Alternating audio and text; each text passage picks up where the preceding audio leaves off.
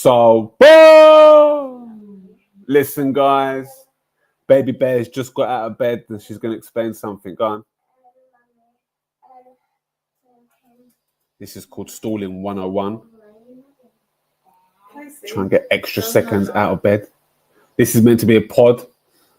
Clee's meant to be in here, but he's doing Barry Man, whatever his name is, some Spurs legend apparently. What's his name? Let's see, what's his name? He goes, I'm doing Perry Man evening tonight. He's doing some event. We start at 8. We didn't know. So, boom, listen, guys. See, she's meant to be in bed, but she's stalling. Why aren't you in bed? Because I'm not tired.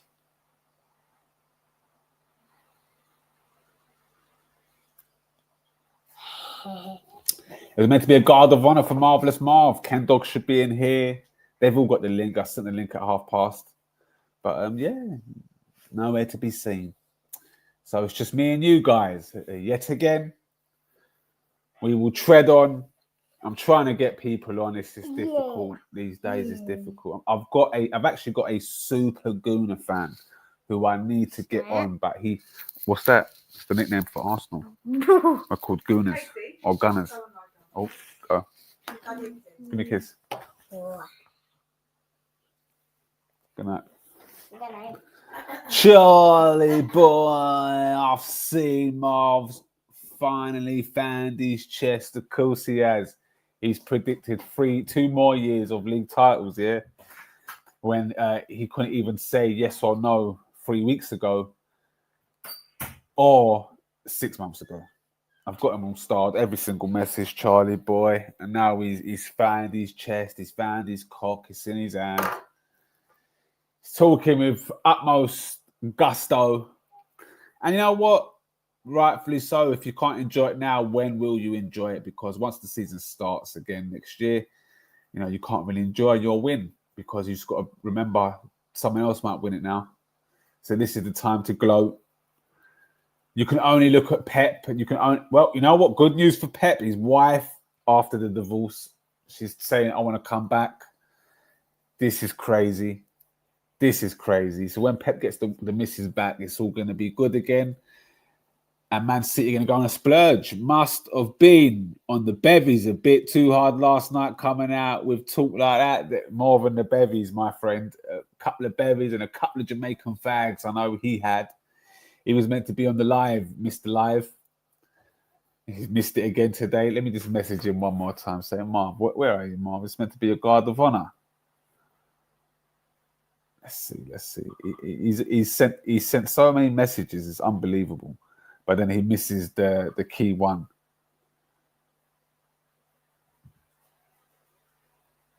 Let's see if we can get him on.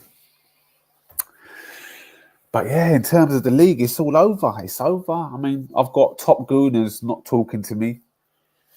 Friend of what we're saying, 10, 20, 30 years. A friend of 30 years is not currently talking to me because of the Arsenal.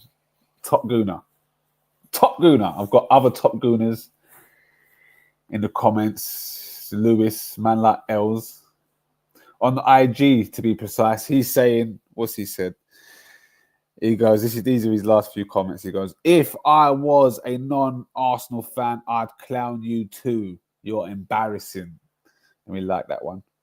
He's gone, you're Liverpool in disguise. If we win this season, didn't call me. Was that? You're Liverpool in disguise. If we win this season, don't call me celebrating. Who gives a shit? This is me talking about Liverpool winning their 20th title, I think. He goes, who gives a shit? He's so emotional, this boy. Where's it gone? Where's the who gives a shit bit gone? I can't find it now. He goes, you're giving Liverpool fans a platform to shout out their title win. It's nasty, bro. What else he says? Bare positive interaction with these man. You're Liverpool in disguise.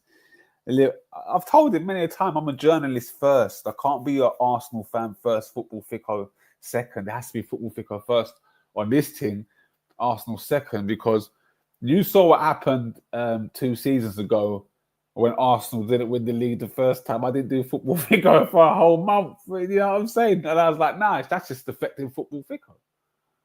I'm spiting myself. Do you know what I mean? So I said, nah, I have to be. You saw me, I came on here live, had the MAGA hat on. I said, I've got to become a journalist first, Arsenal supporter, fan second when it comes to football fico. Otherwise, it's just going to put football fico in jeopardy. I mean, I would never have got to 1,000+ followers if I'd given up at that time, because I was like, forget this. Like, it can't only run when Arsenal are doing well. It has to run outside of the Arsenal. So I made a conscious decision. And now I'm getting flack from top gooners who call me once a week, twice a week. For the last 3 years, we've been on the phone once a week. 3 years. Because me and him started dreaming together one day, the start of that magical season. And I think it was 3 games in. Me and him just said, we just started talking. He said, we can win the league. I said, me and you need to talk on the phone every day. And I persuaded him to get the bat suit. I don't even know if he got the bat suit in the end, but the bat suit was a must-have in the collection. I don't even wear the bat suit because it's too sexy. When it's too good, I don't want to wear it. I don't want it to be washed. I don't want my armpits nowhere near it. So you get 1 or 2 wears out of it every few years. Like, I might whip it out again, but I've got to make sure I'm going somewhere where I know no damage is going to be inflicted on this top. It's too good. Plus, I don't even fit the bat suit no more. I've got a large for some reason. Well, I haven't been a large, a proper large, for about 10 years, maybe, I'd say. I mean, my belly got big, but it was always that skinny, just like fat on the belly and fat on the legs. That was it. First thing you open up on IG, Liverpool. Oh, everywhere. They're getting all the accolades. Ooh. And to think Arsenal fans were telling me, were gassing me up, gaslighting me, telling me that when Man City collapse or when Pep leaves, Arsenal will be there to gobble up the goods. But we haven't. Arne Slot has, and he's done it in phase 0. None of these buzzwords, phases. What was the other one? Processes. Like, what is this? Get the fogging drones. None of this stuff. No playing. You'll never walk alone. You think Liverpool playing North London forever before a game? You're having a laugh. That was fogging embarrassing. But we ride. I can override that because he was learning, and we finished second. So after that, so I can let that slide. But you know what? Kudos to Arne Slot. I see Liverpool fans are ridiculous because this time last year or whenever it was, when Jurgen announced that he was retiring, there was Liverpool fans on TalkSport crying. Have it in mind, my man's won 1 title. Yeah, he won the Champions League as well, 1 FA Cup, 2 League Cups. Cool. Over a 9-year period. Cool, whatever. But people were saying that was better than Arsene Wenger in the Premier League. Remember, again, I've just said Premier League. Arsene Wenger won 3 Premier Leagues, Klopp won 1. I mean, how can 1 be better than 3? And 1 of those 3, we didn't lose a game. But anyway, I'm digressing. What you saying there, Charlie boy? Arsenal need to win the Champions League. Trust me. If Arsenal win the Champions League, it just takes the shine off Liverpool's Premier League. And you know why it takes the shine off the Premier League? For me, the Premier League's bread and butter. That's the biggest competition in the world. I don't care what anybody says. Liverpool fans at the start of this season were telling me the Champions League's bigger. They told me it was the pinnacle of football. Marvellous was one, Cairo was another. They told me the Champions League is the biggest competition that anybody can win in football outside of the World Cup. I beg to differ. The Premier League right now is a different beast. It's been a different beast for the last 15 years in terms of money and eyes on the Premier League. It's never been bigger. You get more money for the Premier League. Yes, it's less games. Sorry, yes, the Champions League is less games. And you do get less money, but you get a big chunk.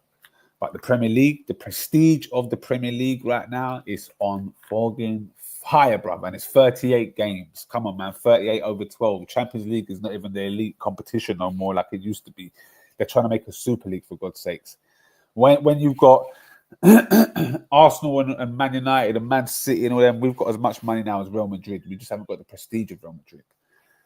But right now, we've got as much money as Real Madrid, and hence why we can buy players just as good. Hence why Arsenal can destroy them without a striker. Because, you know, baby girl's back up. What you say, Jay Greens? Big game tomorrow for the Arsenal against Paris Saint-Germain. What I want to say, though, regarding that as well, bless you, baby. When Arsenal were drawn with PSG at the start of the competition, people like Lee, like Marv, were saying that this tie, PSG-Arsenal, is not even worthy of Europa League. That's what they said. And when Arsenal smashed them 2-0 and Mendes was playing at left back, nobody said nothing. They said PSG, Farmers League, no Neymar, no Messi, no Mbappe, safe. Cool. At that same time, Liverpool battered Real Madrid, wasn't it? 2-0. They were called the best team in Europe the day after. Jermaine Pennant, Jamie O'Hara, Jamie Redknapp, all the bloody Jamies, Gary Neville, Carragher, all of them were saying, this is the best team in Europe. Liverpool's the best team in Europe. They just beat Real Madrid, 15-time champions. Fast forward, Liverpool play PSG, get smacked up, and now PSG are the dog's bollocks. Arsenal whack Real Madrid, and Real Madrid is not the same team of yesteryear. Like, what is going on? Now Arsenal play PSG, and Arsenal got to worry about the same player in Dembele, the same player in Mendes. The only player they got that's different is Kvaratskhelia. And he is a fogging bad man. Don't get me wrong. He is crazy. And I'm not even worried about him because Timber is going to pocket man like Polly. I know you don't even know that reference. What if Arsenal wins the Champions League when Madrid gets signed Arteta and Arsenal gets it down? Well, that won't happen. It's not going to happen. If Arsenal win the Champions League, Arteta's not leaving Arsenal. He's going to want to complete this set with the league. That's that. That's fine. That's that. There's no... He ain't doing that. Trust me. That's not happening, broski. He would not win the Champions League, then bounce to go Real Madrid. And Real Madrid don't want Arteta. He's Catalonian. Furthermore, they want Xavi Alonso. And Zidane ain't even all that. Nicolas, Mr. Barro. Don't be silly, man. Don't be silly. What? It's crazy, the perception. Like, how can you say Zidane ain't all that when he done a three-peat with the Champions League? Come on, bro. What was it? All vibes. How many league titles did they win in that period as well? How many league titles did Zidane win with Real Madrid as manager? Come on, man. Got to put respect on Zidane's name. How many? Right. In La Ligas did Zidane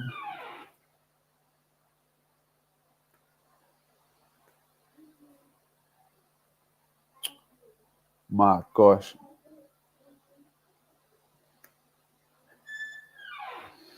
Win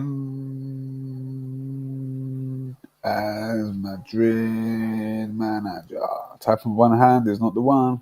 It's not the one. Zidane won 2 La Liga titles as Real Madrid manager, 2016-17 season, 2019-20.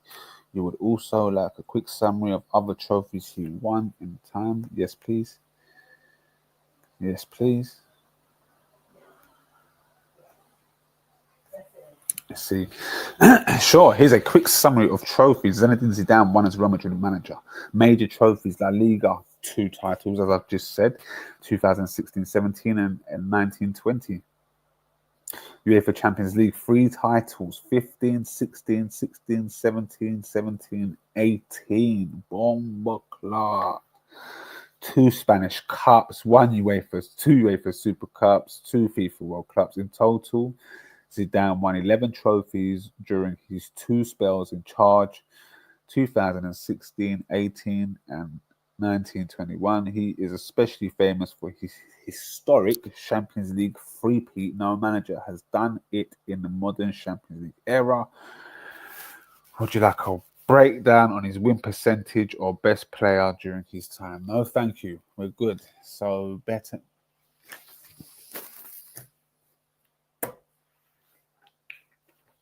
Come on, bro. Come on, bro. Man said better than winner. How good was Arsene Wenger? Let's see what the chat says. Arsene Wenger was one of the greatest and most influential football managers of all time, especially in English football. Here is a clear summary. So they're giving us a couple of achievements. Most famously, Wenger led Arsenal through the 2003 unbeaten. Yep.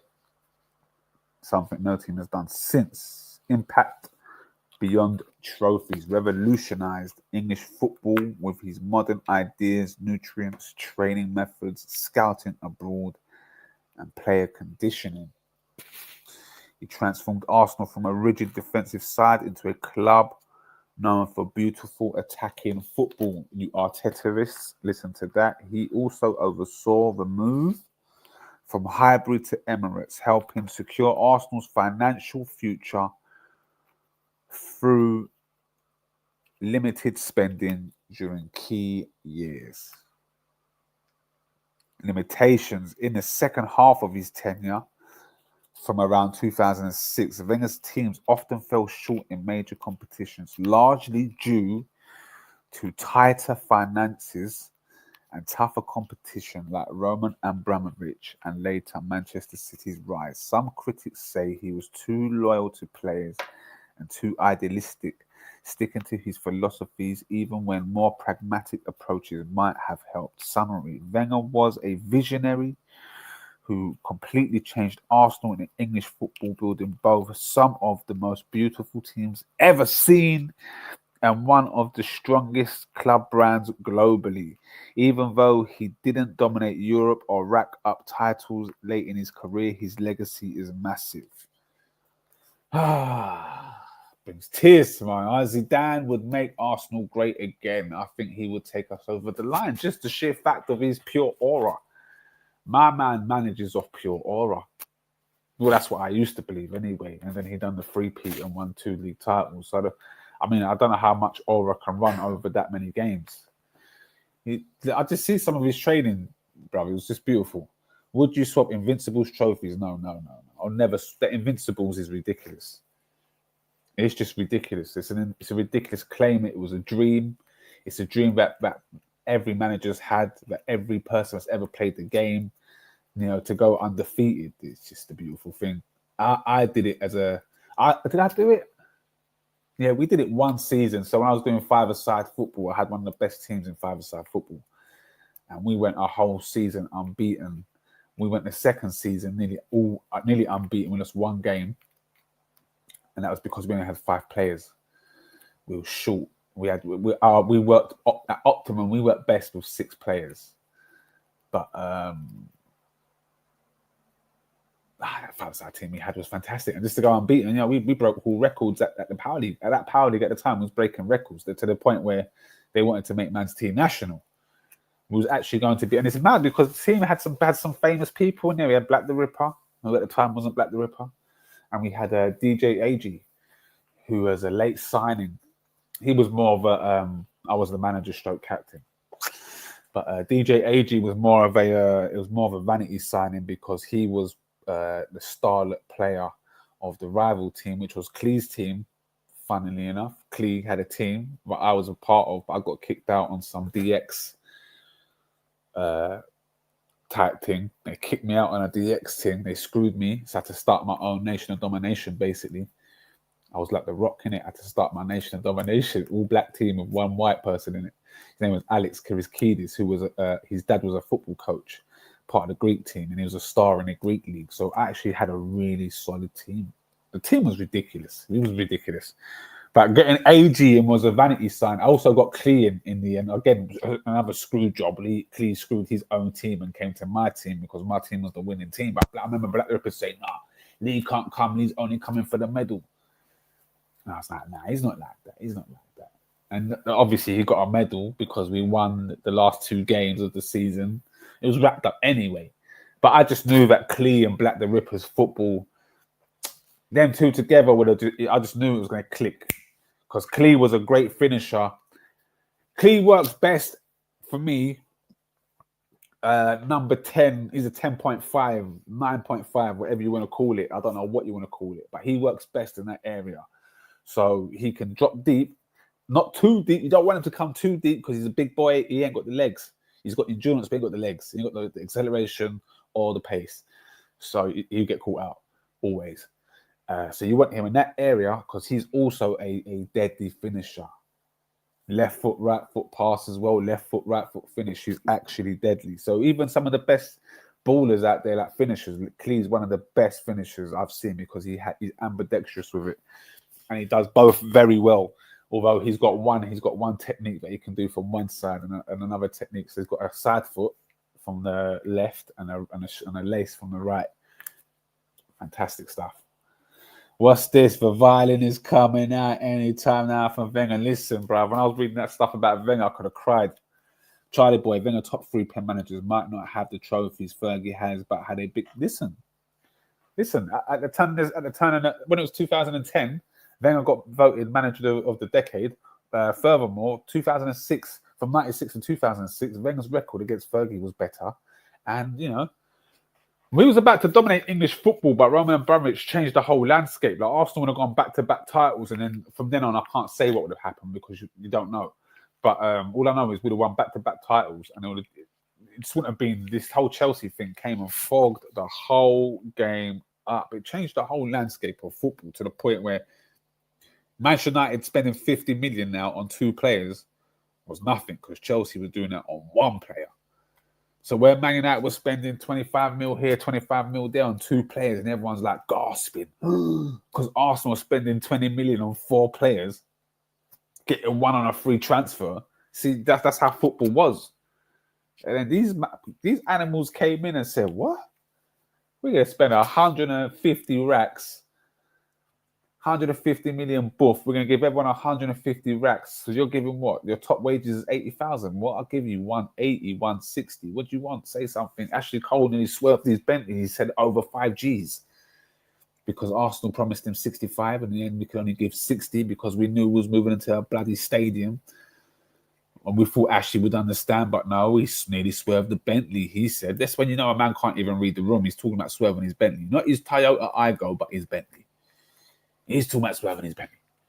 And then you're going to have secret meetings with Jose at some restaurant, and Chelsea say, look, listen, what they offered you 65, and they only give me what, and they said 60. What? We got 185. It's a no-brainer. It's a no-brainer. I'm going for the 185. But you got to be more classy about it. Because you're an Arsenal man. You was future Arsenal captain. You came from Hale End. When is Marvellous arriving? I don't think he's Callum Barrow. He thinks he's The Rock. He thinks he's Chris Eubank, bruv. But these times he's more Conor Ben.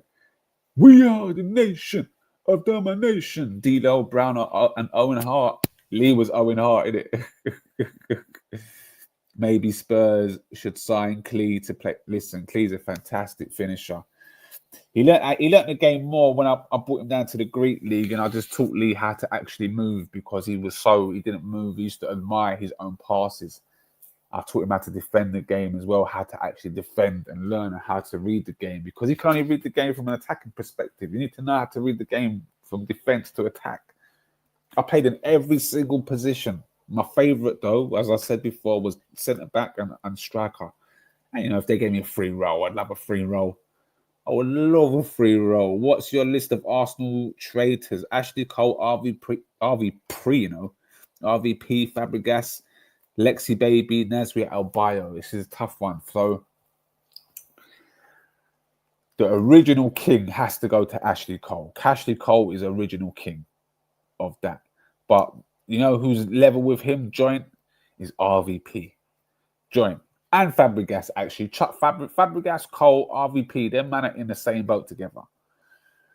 Then you've got Bayo and Nasri who are in the next boat because them two done some skunk movie, with skunkery what they did. Lexi Baby, no, I'm not. He's still welcome, but even though he put the Arsenal thing up, I felt so salty and I felt like an idiot afterwards, but I still had to comment and say, yeah, but you still left for Man United, though, didn't you?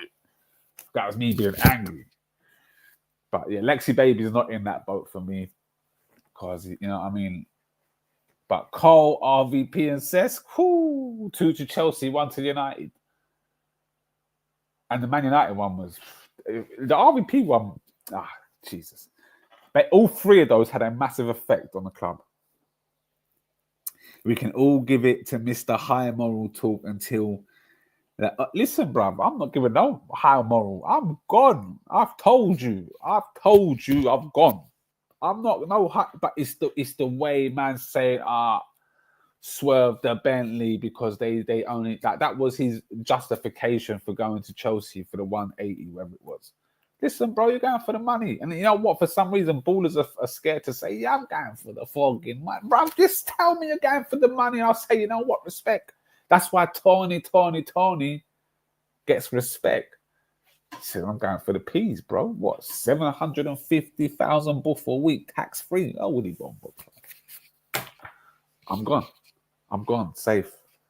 I'm gone. I'm not. When you're a kid and you're young and you're emotional, that's how you feel. That's how you think. When you get old and you've got a family to feed, you're saying, what? These men are offering me £14.50 an hour, but the next company's offering me what? £50 an hour to do the same thing. I'm gone. And that's 14 and 50. So when someone's saying, oh, I've got 100k for you a week, you're gonna get taxed the hell out of it, 45%. Or you can go Saudi, tax-free, and get 750,000 buff a week. I'm gone. C'est la vie. Well done. No, Nathan. Well done, Liverpool. But boy, do they know how to... They're the biggest glazers, bro. Arne Slot is now legendary. Like they forgot... Like I was saying earlier, there was people crying on the phone talking about Klopp. And now, who is Klopp? Now I'm hearing, oh yeah, Klopp, you know, he was tired, you know, heavy metal football. And now we got this orchestra, maestro in, and it's all calm and collective. Shut up. Wenger was the one that chose to not re-sign Cesc. I don't like his move and think he snaked us, but Wenger chose Ozil over Fabregas. Well, no, that's not quite how it went. And we already had Ozil, and it would have been Ozil and Fabregas together, which would have been ridiculous. But I somewhat agree with Wenger, man. Like, Wenger was hurt by that. You know why? I was filming these times at David Beckham's gaff. What was it? B2B, I think it was called. And D2B, something like that. I can't remember. It maybe D2B. And there was all the footballers were there and stuff.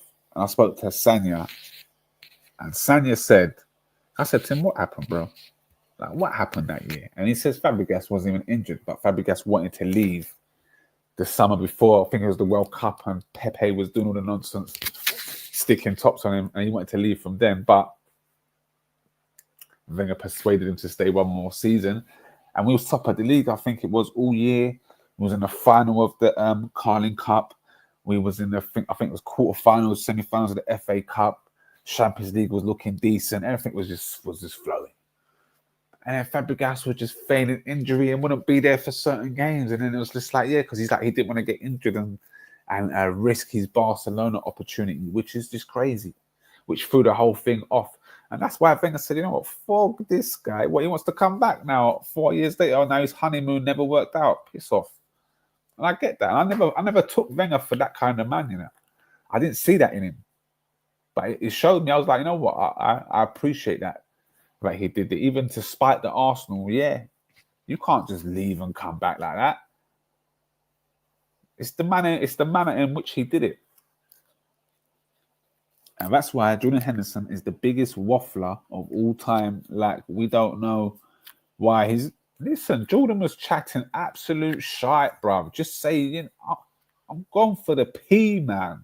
They're giving me 400k a week, tax-free. Yeah, go. You're 31, 32. You've done it all in England now. Go, bro. Enjoy yourself, man. Don't give it all this. Oh. That's why they lose credibility.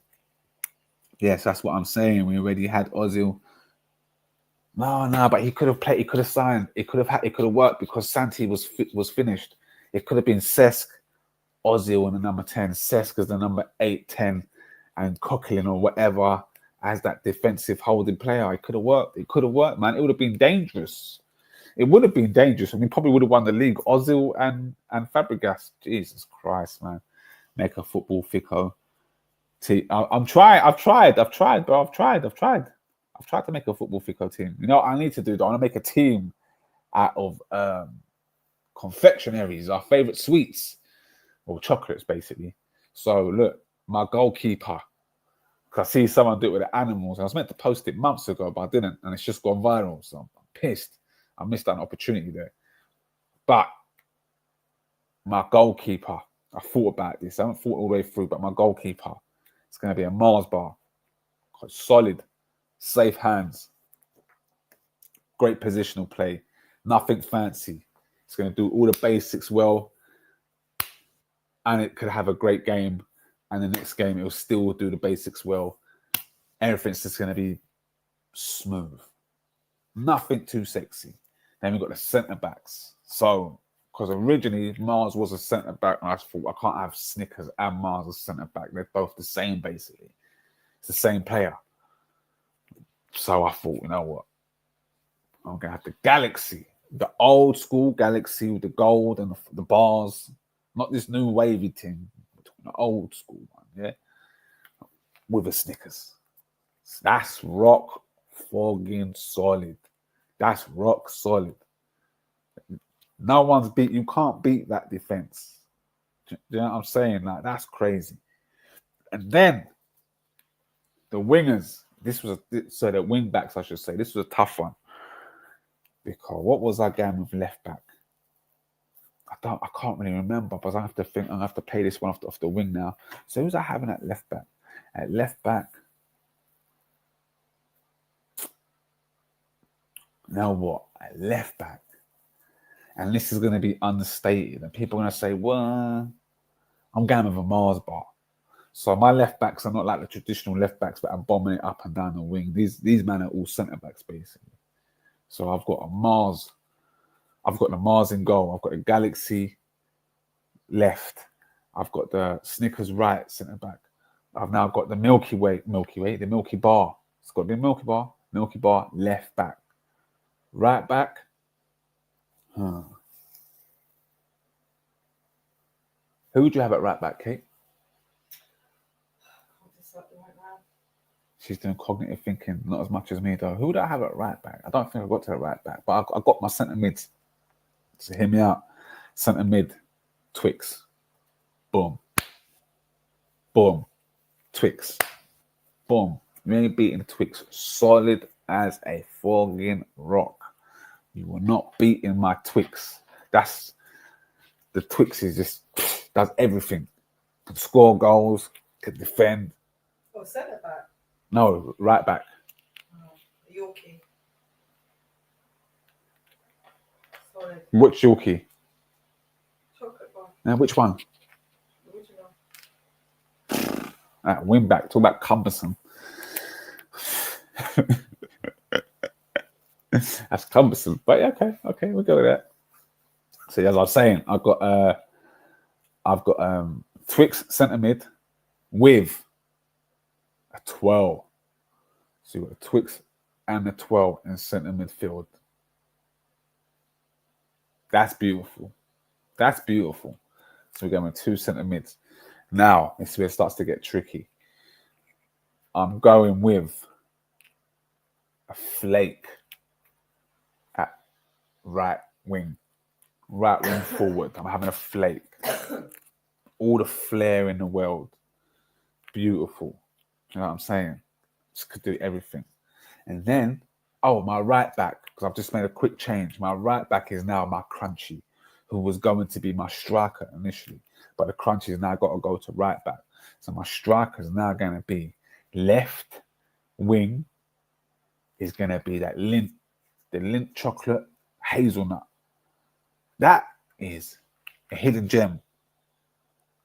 You need to get the thick bar one. That's my hidden gem.